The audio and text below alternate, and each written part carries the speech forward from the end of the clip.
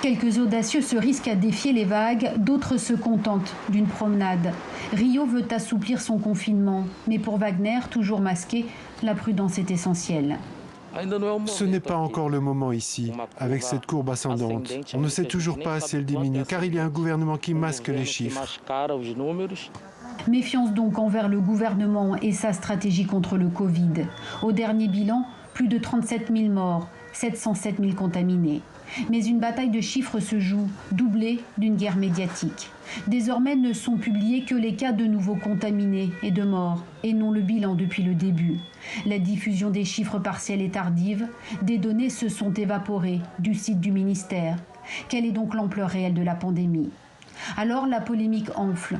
Dans la presse, un éditorial dénonce un coup d'État statistique. La politique s'en mêle. Le président de la Chambre des députés prévient: jouer avec la mort est un acte pervers. En changeant les chiffres, le ministère de la Santé se voile la face. Depuis le début, le président Bolsonaro tente à minimiser la crise. Récemment, il a même menacé de quitter l'OMS, qui pourtant ne cesse d'alarmer. Il est en même temps très important que les messages concernant la transparence et le partage des informations soient cohérents et que nous puissions compter sur nos partenaires au Brésil pour nous fournir ces informations, mais aussi pour qu'ils les fournissent aux personnes sur place, aux citoyens. Jair Bolsonaro justifie son choix. Les données cumulées ne reflètent pas la réalité du moment, dit-il. Encore une stratégie bien différente de celle choisie par d'autres pays en lutte. D'ailleurs, le président aime, lui, apparaître en public sans masque.